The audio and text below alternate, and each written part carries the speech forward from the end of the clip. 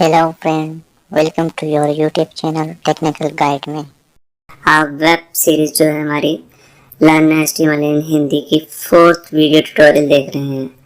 तो इस video tutorial में हम देखेंगे कि एचटीएमएल के अंदर कौन कौन से टेक्स्ट के फॉर्मेटिंग के अलग अलग टैग्स हैं। इसके अंदर हम जो वीडियो के अंदर देखेंगे कुछ हेडिंग की टैग्स हैं, पैराग्राफ टैग्स हैं, बोल्ड टैग है, इटैलिक टैग है, अंडरलाइन टैग है और स्ट्राइक थ्रू टैग है। तो ये जो हमारे पास 6 अलग अलग टैग्स हैं टेक्स्ट की फॉर्मेटिंग के लिए, ये सब हम इस वीडियो में देखेंगे। तो यहाँ पर सबसे पहले हम शुरू करते हैं यहाँ पर हेडिंग टैग। हेडिंग टैग जो है एचटीएमएल के अंदर 6 टाइप्स की अलग अलग हेडिंग होती है, 6 तरीके की अलग अलग हेडिंग है। तो सबसे बड़ी हेडिंग होती है जो होती है H1।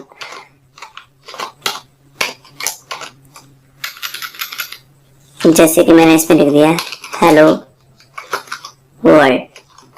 मैंने इसको सेव किया फाइल को और मैं अपने यहाँ रन कर देता हूँ इस फाइल को लॉन्च इन क्रोम में। यहाँ देखिए एक हेडिंग आ गई है हेलो वर्ल्ड और वो बोल्ड है और काफ़ी बड़ी है। इससे एक छोटी हेडिंग होती है, वो होती है H2। तो यहाँ पर अभी मैं नोटपैड++ में इस फाइल को, इस लाइन को डुप्लीकेट कर देता हूँ। तो डुप्लीकेट करने के लिए जो हमारे पास कमांड है वो है Ctrl+D। ये देखिए यहाँ पर मैं गया और यहाँ पे मैंने H2 किया। ये H1 से छोटी हेडिंग होती है। इसको सेव किया और मैं अपने ब्राउज़र में आया और यहाँ पर रिफ्रेश किया। ये देखिए वो उससे छोटी है। इसी तरह हमारे पास 6 टाइप्स की हैं। मैं इस लाइन को यहाँ पर अलग अलग बार 3, 4,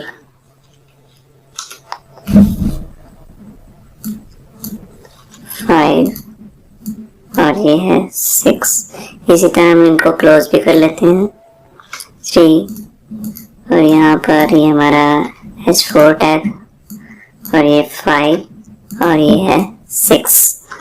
इसको सेव किया और यहाँ पर मैं अपने ब्राउज़र की स्क्रीन पर आकर इसे रिफ्रेश करता हूँ।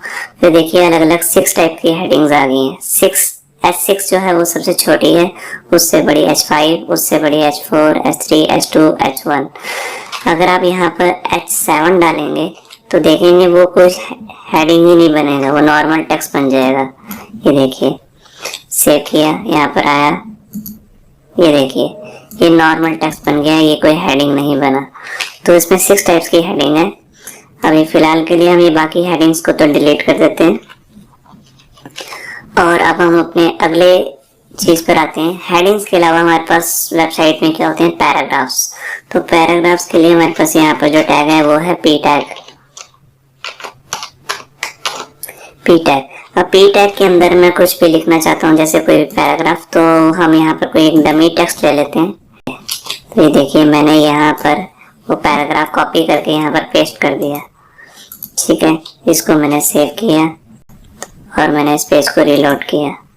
ये देखिए एक पैराग्राफ आ चुका है, ये पैराग्राफ है। और अगर मैं इसी को कॉपी करके दोबारा फिर से पेस्ट कर देता हूँ, मतलब कि एक पैराग्राफ तो यहाँ पे क्लोज हो गया, ये दूसरा पैराग्राफ शुरू हुआ और जब मैं इस पेज को रीलोड करूँगा तो देखिए ये 2 पैराग्राफ अलग अलग हैं। जो दूसरा पैराग्राफ और पहले पैराग्राफ में अपने आप से एक गैप आ चुका है, यहाँ पे आप देख रहे हैं सारा गैप।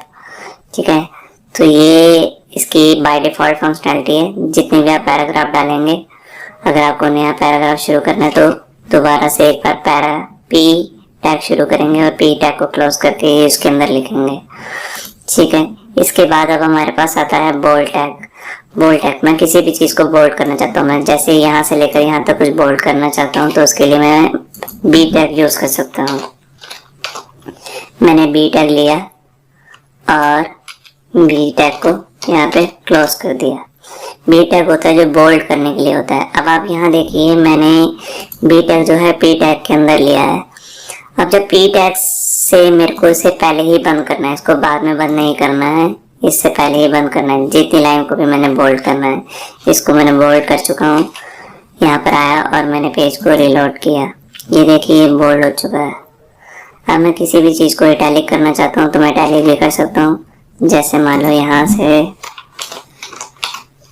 I टैग लिया और आई टैग क्लोज कर दिया। आई टैग जो होता है वो होता है हमारा इटैलिक करने के लिए।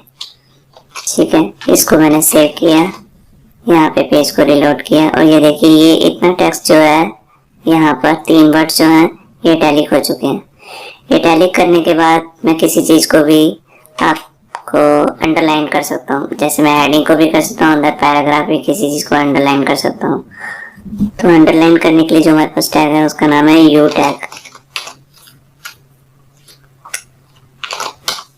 यहाँ पर मैंने यू टैग क्लोज कर दिया, सेव किया और ये देखिए हेडिंग जो है वो मेरी अंडरलाइन हो चुकी है। मैं किसी और टेक्स्ट को भी जैसे यहाँ से इतना पोर्शन यहाँ तक अंडरलाइन करना चाहता हूँ, ये मैंने अंडरलाइन कर दिया और यहाँ पर देखिए ये अंडरलाइन हो चुका है। ठीक है, तो ये था हमारा अंडरलाइन, बोल्ड टैग और इटैलिक टैग। इसके बाद हमारा पास टैग जो आता है वो है स्ट्राइक थ्रू टैग। ठीक है, स्ट्राइक थ्रू का क्या मतलब होता है, ये बीच में एक लाइन क्रॉस कर देता है। जैसे कि मैं यहाँ लगा के देखता हूँ, उसके लिए मैं एस टैग यूज करूंगा और यहाँ पे एस टैग क्लोज कर दिया, क्लोज किया, यहाँ पे रिफ्रेश किया पेज को और आप ये यहाँ देख सकते हैं कि कैसे इसके बीच में से एक लाइन थ्रू होके जा रही है। ठीक है, इसको हम कहते हैं स्ट्राइक लाइन थ्रू। ठीक है, इसके अलावा भी बहुत सारे हमारे पास यहाँ पर टेक्स्ट के फॉर्मेटिंग के टैग्स आते हैं जो हम अपनी नेक्स्ट वीडियो में देखेंगे। थैंक यू हमारी वीडियो देखने के लिए। अगर आप हमारी अगली वीडियोस की चाहते हैं कि आपको पता लगता रहे तो आप हमारे चैनल को सब्सक्राइब करना मत भूलिए।